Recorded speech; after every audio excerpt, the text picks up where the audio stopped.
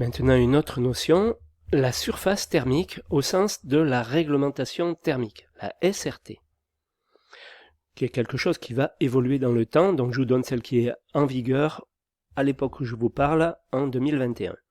Donc depuis l'arrêté de 2014, l'appellation surface thermique au sens de la RT, SRT, est donnée en remplacement de la Sean RT. Bon, c'est quelque chose qui ne vous concerne pas, mais pour les anciens qui peut parler.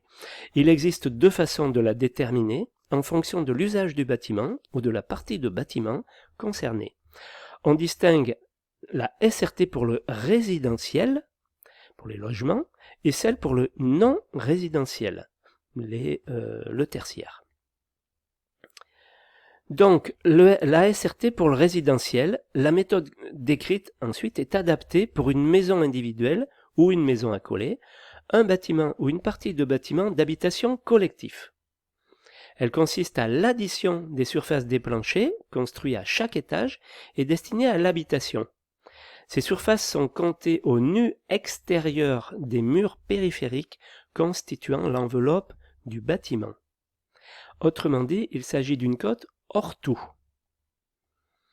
De cette somme sont déduites ou ne sont pas comptées les surfaces extérieures non closes, les toitures terrasses, les balcons, les coursives, les loggias, les surfaces non aménageables, hauteur sous plafond inférieure à 1,80 m pour les combles, l'encombrement de la charpente, les planchers non porteurs, les surfaces non construites, les trémies, les volets d'escalier, les conduits de désenfumage ou de ventilation haute, les surfaces non aménagées à la date d'achèvement des travaux, très important, les parties dépourvues de système de chauffage, véranda, atrium par exemple, les parties dédiées aux activités professionnelles, artisanales, industrielles ou commerciales, les caves, celliers, séchoirs, remises, locaux de service implantés à l'extérieur de l'enveloppe isolée du bâtiment, les locaux de stationnement, parking, local à vélo, local à ski par exemple,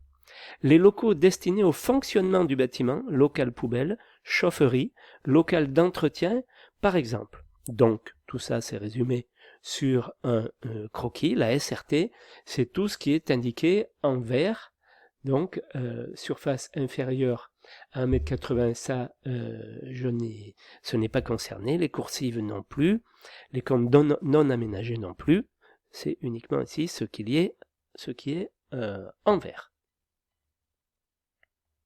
Alors après, il y a la surface utile au sens de la RT, la réglementation thermique, SURT.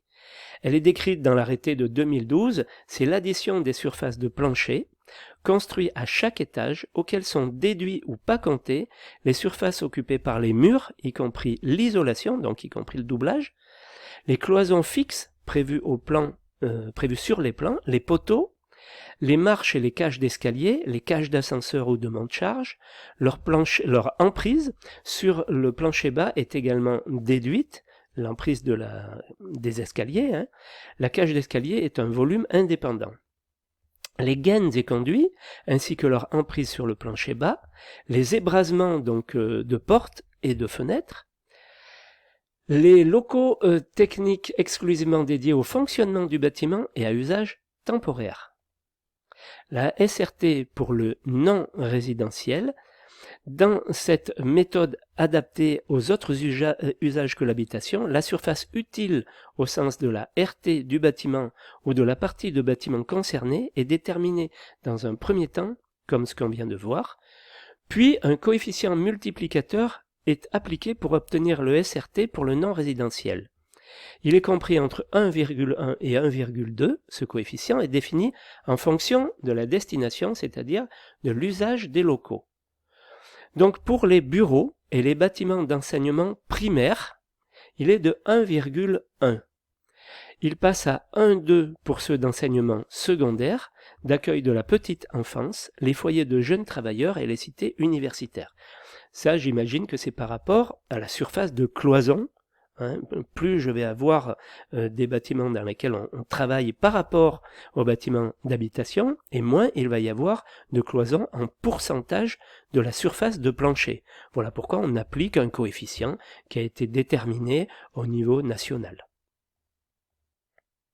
Voilà, donc la surface utile, toujours pareil, ce qui est indiqué en vert. Voilà, donc on a fait le tour de ce qui est concerné par les déperditions. Vous voyez que c'est complexe et néanmoins c'est essentiel, c'est capital. Donc comprenez bien tout ça.